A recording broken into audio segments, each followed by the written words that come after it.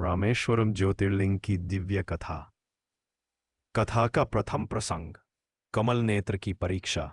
त्रेतायुग में जब लंका का युद्ध आरंभ हुआ तब प्रभु श्रीराम रावण और अन्य राक्षसों का अंत कर धर्म की रक्षा करना चाहते थे। इसी भावना से श्रीराम ने समुद्र तट पर महादेव की आराधना का निश्चय किया। प्रभु ने 108 कमल पुष्प मंगवाए और समुद्र तट पर शिवलिंग स्थापित कर पूजा आरंभ की। वे एक एक पुष्प अर्पित कर शिवजी का ध्यान करने लगे, परंतु जब गिनती की गई तो एक पुष्प कम निकला। उस समय प्रभु को स्मरण हुआ कि उन्हें कमल नयन कहा जाता है। उन्होंने निश्चय किया, मेरे नेत्र को भी कमल कहा गया है, अतः मैं अपना नेत्र ही अर्पित करूंगा। वे अपना नेत्र निकालने ही वाले थे कि उसी क्षण महादेव प्रसन्न होकर प्रकट हुए और बोले, राम, तुम्हारी भक्ति और समर्पण अद्वितीय है। मैं तुम्हें रावण पर विजय का आशीर्वाद देता हूं। कथा का द्वितीय प्रसंग, सेतु निर्माण और प्रायश्चित। आशीर्वाद पाकर श्रीराम ने वानर सेना संग समुद्र पर राम सेतु का निर्माण कराया और लंका पहुंचे। भीषण युद्ध के पश्चात रावण का संहार हुआ, परंतु विजय के बाद भी श्रीराम का हृदय शांत नहीं था। उन्होंने लक्ष्मण से कहा, यद्यपि रावण अधर्मी था किंतु वह शिव का महान भक्त भी था। उसे मारने से मुझे जो पाप लगा है उसका प्रायश्चित करना आवश्यक है। मैं पुनः शिवलिंग स्थापित कर महादेव की आराधना करूंगा। इसलिए हनुमान जी को कैलाश भेजा गया शिवलिंग लाने के लिए, परंतु मुहूर्त निकट था और हनुमान जी लौटे नहीं।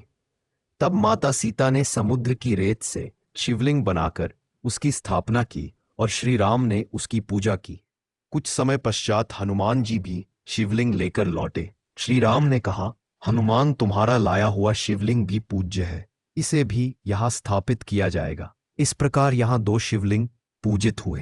पूजन के पश्चात महादेव प्रकट हुए और बोले, राम, तुम मेरे आराधक हो और मैं तुम्हारा। आज से यह स्थल रामेश्वरम कहलाएगा।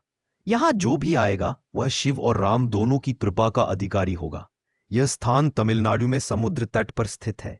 इस प्रकार रामेश्वरम ज्योतिर्लिंग न केवल महादेव की उपासना का स्थान है, बल्कि यह राम और शिव की अखंड एकता का प्रतीक है।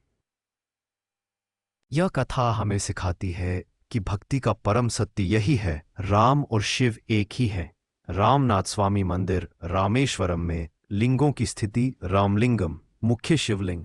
ये वही शिवलिंग है जिसे माता सीता ने समुद्र की रेत से बनाया था और श्री राम ने पूजित किया। आज भी यह मुख्य गर्भगृह में स्थापित है।